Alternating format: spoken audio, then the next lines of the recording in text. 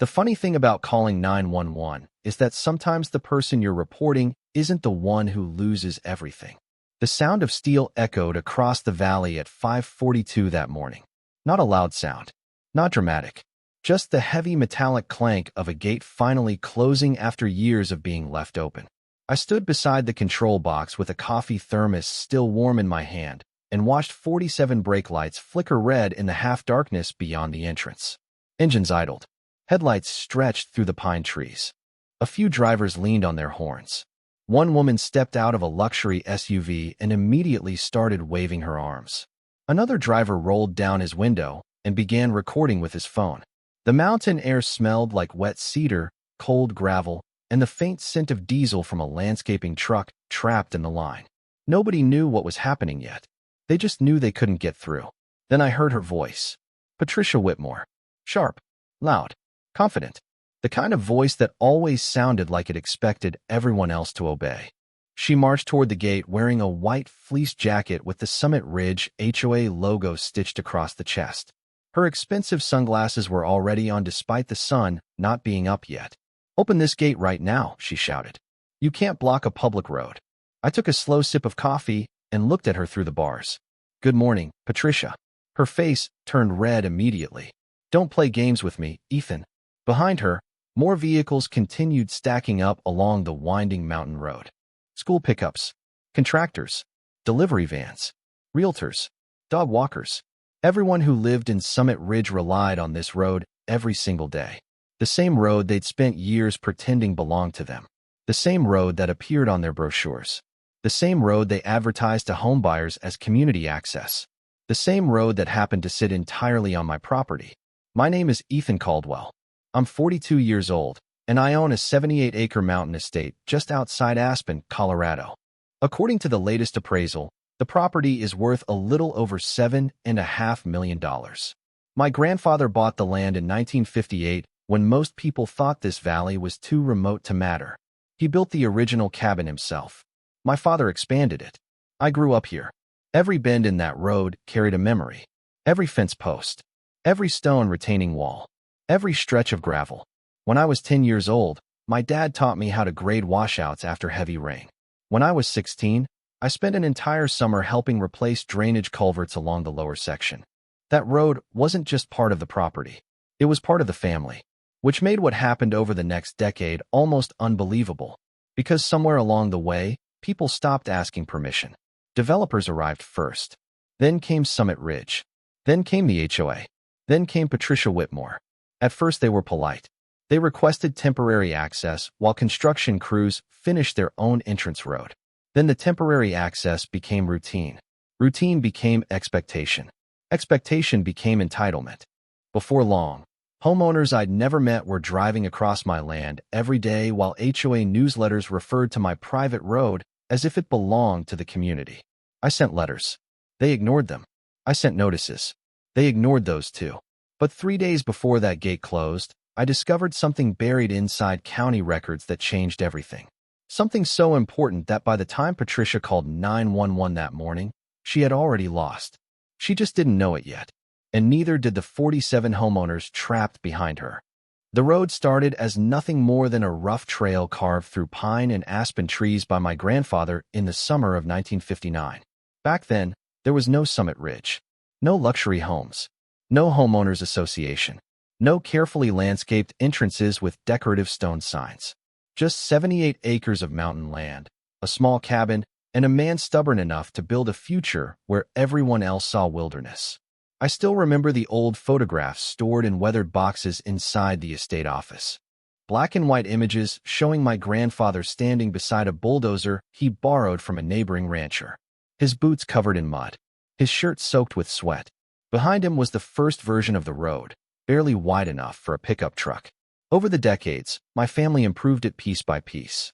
My father installed proper drainage. We reinforced embankments after spring runoff seasons. We added gravel, culverts, retaining walls, and safety barriers along the steeper sections. Every improvement came out of our own pocket. Every repair, every inspection, every permit. The road existed because my family built it and maintained it. Nobody else. The smell of fresh gravel after summer maintenance still reminds me of being 14 years old, spending weekends hauling supplies with my father. He used to tell me that ownership was not just about a name on a deed. It was about responsibility. If a storm washed out part of the road, we fixed it. If a fallen tree blocked access, we cleared it. If erosion threatened a hillside, we stabilized it. We never expected applause. We just took care of what belonged to us. After my father passed away, I inherited the estate and moved back permanently. Life settled into a rhythm that suited me. Mornings started with coffee on the porch overlooking the valley. Winter brought quiet snowfall that blanketed the mountains in white. Summer filled the air with the scent of pine needles warming under the Colorado sun. For a while, it felt like the property would remain exactly as it always had been. Then developers discovered the valley. The first survey crews arrived about 12 years earlier. Soon after came excavation equipment, construction trailers, and marketing signs promising luxury mountain living. Summit Ridge grew fast, very fast. Within a few years, dozens of expensive homes appeared across land that had once been open forest. During those early stages, the developers approached me respectfully. They explained that construction traffic needed temporary access while another entrance route was being prepared. They asked permission. That part is important. They asked. We signed a short-term agreement with clear expiration dates. I believed that would be the end of it. Instead, temporary slowly became permanent. Construction vehicles turned into resident vehicles. Resident vehicles turned into service trucks. Service trucks turned into daily traffic. Before long, hundreds of people were using the road every week. At first, I tried being reasonable. Whenever I raised concerns, somebody promised a permanent solution was coming soon. Next month, next season, next year. There was always another excuse. Then ownership of the development changed hands. New board members arrived. New management companies appeared. And eventually Patricia Whitmore became president of the Homeowners Association. That was when everything changed. Because Patricia never treated the road like borrowed access. She treated it like an asset her community already owned. Looking back now, I realized that was the moment the problem truly began. The entitlement did not arrive overnight. It arrived one assumption at a time. Patricia Whitmore had a talent for making unreasonable things sound perfectly normal. The first time we met, she arrived at my front gate in a white luxury SUV that looked freshly detailed despite a rainstorm the night before. I remember the crunch of gravel beneath her tires and the smell of wet pine drifting through the valley as she stepped out carrying a leather folder tucked under one arm. Her smile looked polished enough for a real estate billboard. Back then, I assumed she was simply introducing herself. Instead, she spent 20 minutes explaining how important my road had become to the Summit Ridge community. Not asking, explaining. There is a difference. She talked about convenience, property values, community growth, future opportunities. Every sentence seemed carefully rehearsed. When I reminded her that the road remained private property, her smile tightened for half a second before returning. It was the first glimpse of the person hiding underneath the friendly exterior. After that meeting, small things began changing. New directional signs appeared near the lower entrance. Residents started referring to the route as Summit Ridge Parkway. Delivery drivers showed up using neighborhood maps that labeled my road as community access. One afternoon, I noticed a landscaping crew installing decorative flowers near a section of fencing that sat entirely on my land. When I asked who authorized the work, the foreman handed me a work order bearing the Homeowners Association logo. The smell of fresh mulch filled the air while I stood there staring at paperwork issued for property they did not own. I contacted Patricia immediately. Her response arrived 2 days later. According to her, the improvements were intended to benefit everyone. Benefit everyone. Those two words became her favorite excuse. When contractors damaged a drainage shoulder, it was for everyone's benefit. When association maintenance trucks began using my turnaround area as a staging lot, it was for everyone's benefit. When security patrol vehicles started driving the road at all hours, apparently that was also for everyone's benefit. Every year the situation grew worse. The Homeowners Association newsletter eventually included photographs of my road. Real estate listings highlighted direct access through what agents called the prestigious community entrance corridor. One listing even described the route as a neighborhood-owned amenity. Reading that advertisement felt like swallowing gravel. Meanwhile, Patricia acted as though the issue had already been settled. During community events, she openly referred to the road as shared infrastructure. Shared. Another interesting word. Nobody had shared the maintenance costs. Nobody had shared snow removal expenses. Nobody had shared repair bills after spring runoff damaged retaining walls. Whenever invoices arrived, they came to me. Whenever work needed to be done, I handled it.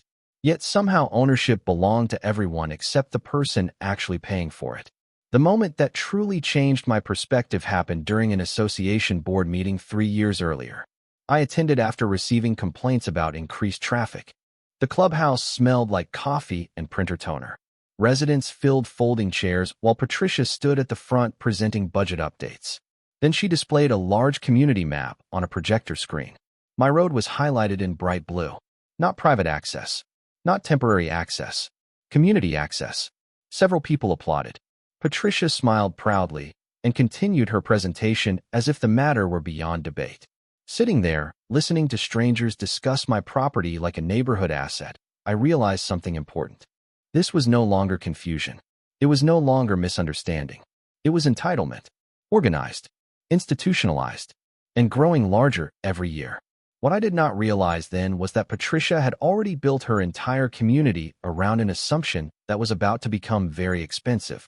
The deeper I looked into Patricia Whitmore, the more I understood that the road itself was never the real issue. Control was. Patricia had spent nearly 8 years building an image inside Summit Ridge that bordered on legendary.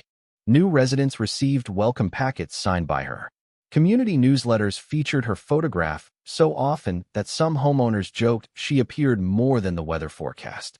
She chaired meetings, organized committees, approved projects, and somehow managed to insert herself into nearly every decision that touched the neighborhood. The smell of expensive perfume and fresh printer ink seemed to follow her everywhere. By the time I truly recognized what was happening, many residents viewed her less like an elected volunteer and more like a permanent authority figure. What made her dangerous was not anger. It was confidence. Patricia rarely raised her voice. She did not need to. She spoke with the calm certainty of someone accustomed to getting her way. If she wanted a policy changed, it changed. If she wanted landscaping redesigned, crews appeared. If she wanted a budget approved, board members somehow found reasons to support it. The Homeowners Association clubhouse became her command center. During one meeting, I watched her convince an entire room that expanding maintenance access across neighboring properties would improve emergency preparedness. People nodded along before realizing she was describing land she did not own. She had a gift for reframing ownership as inconvenience and entitlement as community planning. The first major conflict between us happened after a winter storm. Heavy snow covered the valley, and temperatures dropped below 10 degrees. I hired contractors to clear sections of the estate road before sunrise. By mid-morning, the route was fully open. Several hours later, I received a letter from the Homeowners Association demanding reimbursement for unauthorized snow removal activities. Unauthorized. I remember reading that word twice to make sure I was not imagining it. The association claimed road maintenance should be coordinated through their infrastructure committee. Their infrastructure committee. On my property. I laughed at first. Then I realized they were completely serious. After that, the letters became more frequent. Notices, recommendations, requests disguised as directives. One document suggested installing community signage at additional locations along the route. Another proposed widening sections of the road to accommodate future development phases. Every proposal assumed the same thing, that eventual ownership was inevitable. Patricia never said those exact words. She did not have to. Her actions said them for her. The most revealing moment came 18 months before the gate closed. I attended a planning presentation where future neighborhood expansion was being discussed. The conference room smelled like coffee, carpet cleaner, and warm electronics from the projector system. Large maps covered the walls. New housing sections were highlighted in bright colors. Patricia stood at the front explaining long-term infrastructure goals. Then she pointed directly at my road. Not around it. Not near it. At it. She described it as the backbone of future community access. Several developers nodded. A consultant took notes. Nobody asked whether the owner had agreed. Nobody asked whether legal access existed. They simply assumed it would happen because Patricia had been saying it long enough for people to believe it. Driving home that evening, I felt something shift. The pine-covered slopes rolled past my windshield while sunlight faded behind the mountains. For years, I had treated the situation like a misunderstanding that could eventually be corrected through conversation. But misunderstandings do not survive a decade. At some point, they become strategy. And Patricia's strategy was becoming obvious. She believed time itself would transfer control.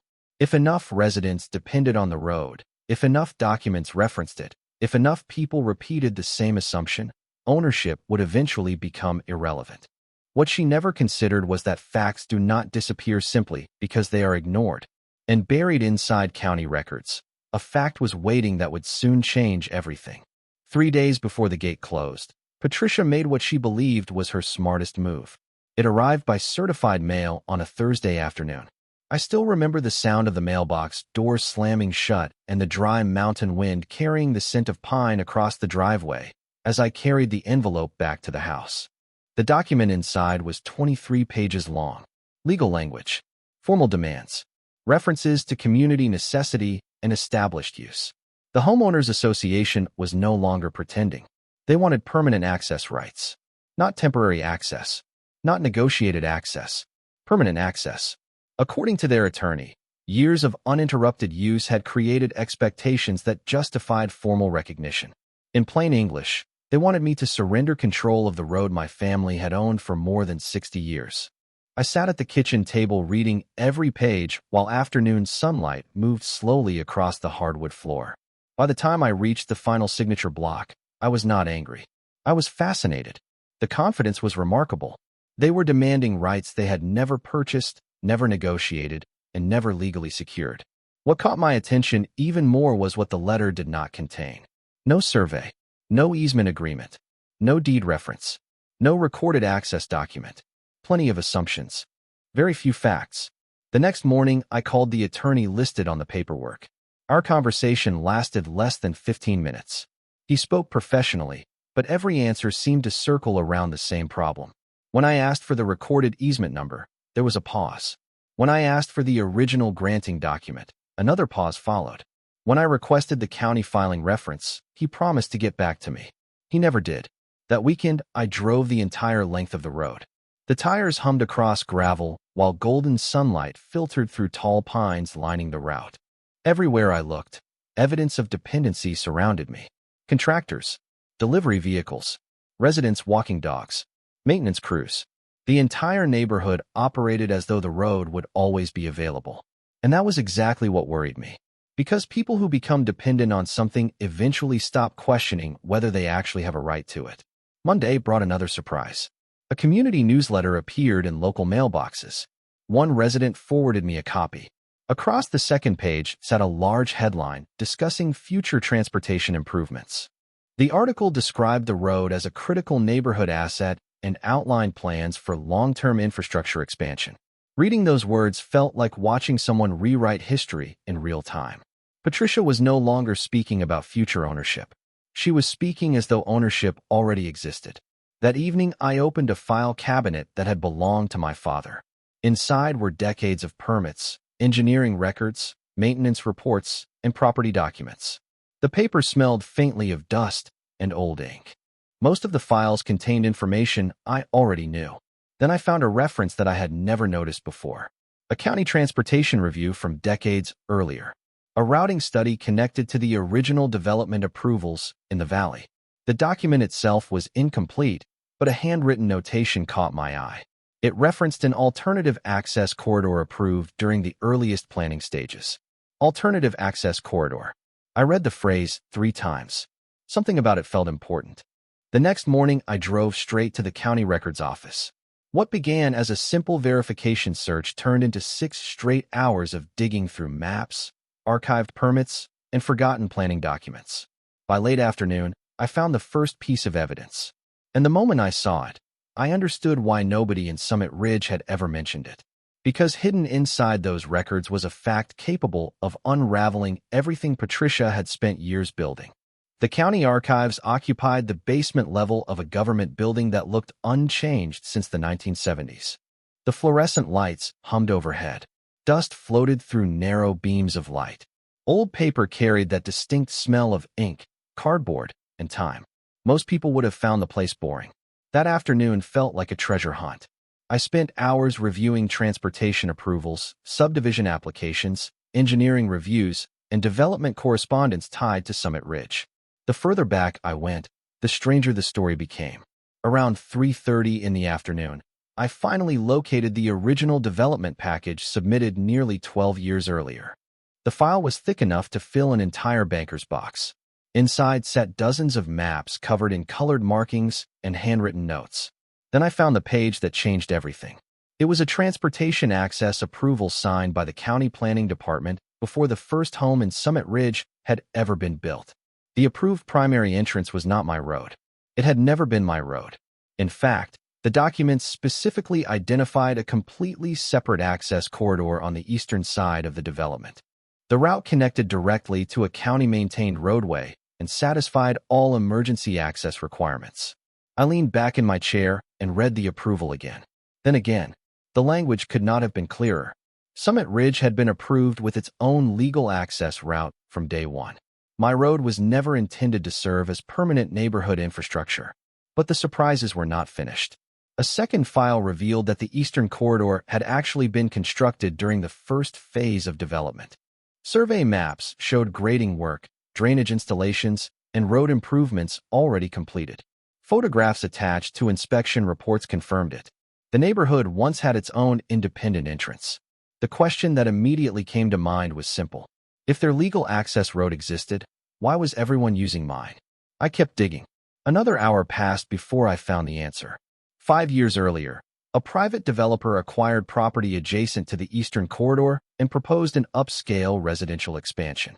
Instead of preserving the approved access route, a series of agreements redirected traffic patterns and gradually reduced use of the original entrance. Maintenance stopped. Signage disappeared. Eventually, the route became partially obstructed by later construction projects. None of this transferred legal access rights to my property. It simply made my road more convenient. Convenient. That single word explained a decade of entitlement. The Homeowners Association had built its entire transportation system around convenience instead of legality. The more records I reviewed, the more alarming the situation became. Emergency planning documents still referenced the eastern corridor.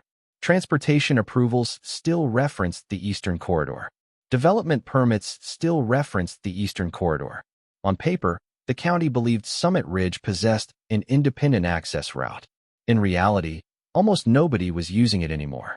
I photographed every relevant page and requested certified copies before leaving the building.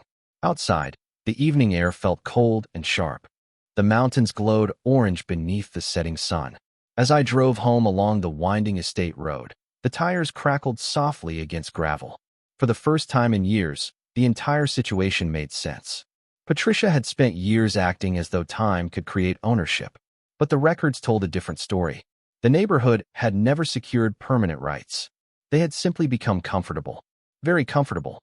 By the time I reached the estate gate, a plan was already forming in my mind. Not a confrontation. Not an argument. Something simpler. Facts. Documents. Records. The kind of evidence that does not care about opinions. And if those records were correct, Patricia Whitmore had unknowingly built her authority on a foundation that was about to crack wide open. The next 48 hours were some of the quietest I had experienced in years. Not because anything had changed on the road. Traffic still flowed from sunrise until evening. Delivery trucks still rumbled past the lower entrance. Residents still walked dogs along the shoulders as if they were strolling through a community park. The difference was that now I understood exactly what I was looking at. Every vehicle crossing the estate was relying on an assumption. And assumptions have a way of collapsing when they meet documentation. I spent most of that weekend organizing records across the dining room table. Survey maps, county approvals, transportation reviews, development permits. The stack grew higher with every hour. The smell of coffee mixed with old paper while mountain sunlight poured through the windows. Every document pointed toward the same conclusion. The neighborhood possessed an approved access corridor of its own. The fact that it had been neglected did not magically transfer rights to my property. Monday morning, I sent formal notices to the Homeowners Association Board, their management company, and their attorney. The letters were polite, professional, precise. Attached were copies of county records and survey materials supporting my position. I informed them that unauthorized access across the estate would end in 72 hours. No threats. No arguments. Just notice. Then I waited. Patricia responded exactly the way I expected. Within hours, my phone filled with messages. Some came from board members. Others came from residents who had clearly received a very different version of events. Several accused me of trying to punish the community. One person claimed I was attempting to destroy property values. Another insisted that decades of use automatically made the road public. Nobody cited documents. Nobody cited approvals. They simply repeated what they believed. Late that afternoon, Patricia finally called. Her voice arrived through the speaker calm and confident, almost amused. She spoke as though the matter had already been settled somewhere beyond my knowledge. According to her, the association's legal team was reviewing options. According to her, the road could not simply be closed because too many people depended on it. According to her, community reliance created obligations. I listened quietly until she finished. Then I asked a simple question. Had she reviewed the original county access approvals? Silence lingered for several seconds. Not long, just long enough. She changed the subject immediately. That told me everything I needed to know. By Tuesday evening, workers arrived to install the new gate system at the lower entrance. Heavy equipment hummed softly beneath the fading sunlight. Steel posts were anchored. Control hardware was connected. Fresh concrete cured overnight beneath portable lights. The metallic scent of welding drifted through the cool mountain air. A few residents stopped to watch from their vehicles. Several recorded videos. One man shouted that the homeowners association would never allow it. I almost laughed at that. Allow it. The gate was being installed on my property. By Wednesday morning, the rumors were spreading faster than the truth. Social media groups lit up with speculation. Homeowners demanded answers from board members. Patricia remained publicly confident. In one community update, she described the situation as a temporary misunderstanding that would soon be resolved. Temporary misunderstanding. I saved a copy of that statement. The final notice period expired at 5 o'clock Thursday afternoon. The gate stood ready. The record sat organized inside my office. The certified copies were secured in multiple folders. And somewhere inside Summit Ridge, Patricia Whitmore was preparing for a confrontation she believed she could win. What she did not realize was that the real battle was no longer between her and me. It was between years of assumptions and a county record system that remembered every decision ever made. At 5:42 Friday morning, everything moved exactly the way I knew it would. The gate closed. Traffic stopped. Horns started. Engines idled. Cold mountain air carried the smell of exhaust and damp pine across the valley while a line of vehicles stretched farther down the road with each passing minute. Patricia arrived less than 10 minutes later. She marched toward the entrance with the same confidence she had displayed for years. The difference was that confidence looked very different when standing in front of a locked gate. I watched from the opposite side while residents gathered behind her. Some looked frustrated. Others looked confused. Several were already recording videos with their phones. Patricia immediately announced that I was illegally blocking access.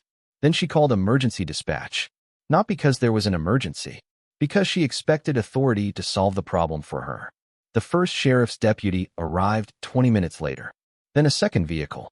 Then a county supervisor. What began as a simple complaint quickly turned into a document review. I handed over property records, survey maps, certified county files, transportation approvals. The deputy spent nearly half an hour examining paperwork inside his vehicle. Patricia kept interrupting, insisting the neighborhood had used the road for years. The deputy listened politely. Then he asked a question that changed the entire morning. If Summit Ridge possessed legal access rights, where was the recorded easement document? Nobody produced one. The silence that followed felt heavier than the steel gate itself. By late morning, county transportation officials were contacted to review the records. That was when the real dominoes started falling. The transportation department already had copies of the original development approvals. Their files matched mine exactly. Summit Ridge had been approved with an independent access corridor on the eastern side of the development. The more officials reviewed the records, the more uncomfortable the situation became for the homeowners association. Questions multiplied. Why had the approved corridor been abandoned? Why had emergency access plans never been updated? Why were development documents still referencing infrastructure that no longer matched reality? Every answer seemed to create two new questions. Patricia's confidence began fading by early afternoon. Her smile disappeared. Her voice became sharper. She stopped speaking about ownership and started speaking about practicality. But practicality is not a legal right. The following week brought formal inspections. County engineers visited the Eastern Corridor. Survey crews reviewed access points. Transportation officials examined development compliance records dating back more than a decade. The smell of fresh paint marked temporary inspection signs appearing throughout the area. White utility trucks moved through the valley almost daily. Residents started asking questions the board could not answer. Then came the report. According to county findings, Summit Ridge's actual approved access route required substantial rehabilitation before it could satisfy modern access requirements. Until corrective work was completed, portions of future development activity faced restrictions. Insurance reviews were triggered. Permit reviews followed. Infrastructure approvals entered reevaluation. Suddenly, the issue was no longer one road. It was the entire foundation supporting years of planning decisions. Homeowners who had once defended the association started demanding explanations. Board meetings grew crowded. Financial projections changed. Legal expenses climbed. Every conversation seemed to trace back to the same problem. A community built on assumptions had finally collided with documentation. The strangest part was that none of this happened because I filed a lawsuit. None of it happened because I launched some grand campaign. It happened because Patricia believed a phone call would force reality to match her version of it. Instead, that call invited people with access to records. And records have a habit of telling the truth whether anyone likes it or not. 1 year later, the valley looked almost exactly the way I remembered it before all the chaos began. Morning sunlight spilled across the mountains. Pine trees swayed gently in the wind. The familiar crunch of gravel echoed beneath my truck tires as I drove along the estate road that my family had built generations earlier. Some things had changed, though.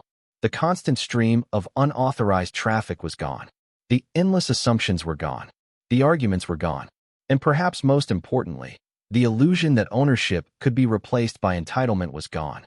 The Eastern Access Corridor had eventually been restored and brought back into compliance with county requirements. It took months of engineering reviews, construction work, permitting updates, and substantial expense. Residents were not happy when they learned how much the project would cost.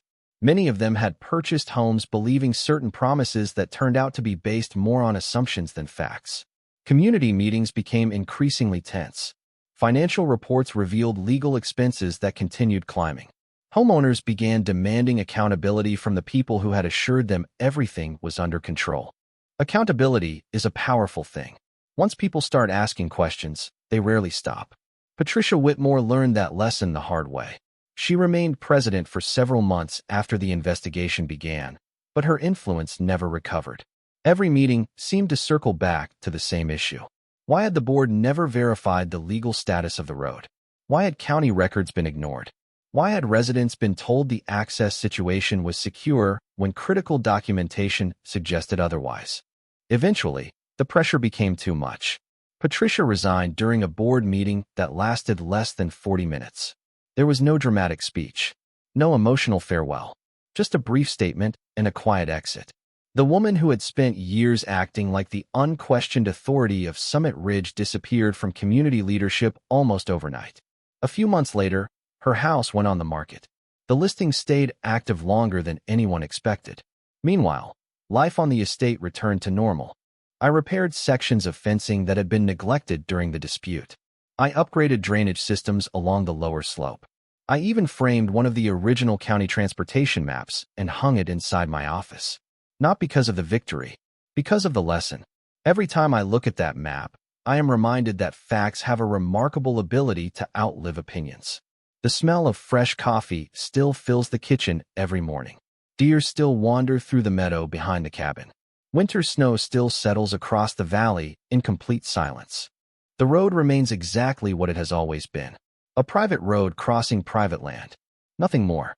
Nothing less.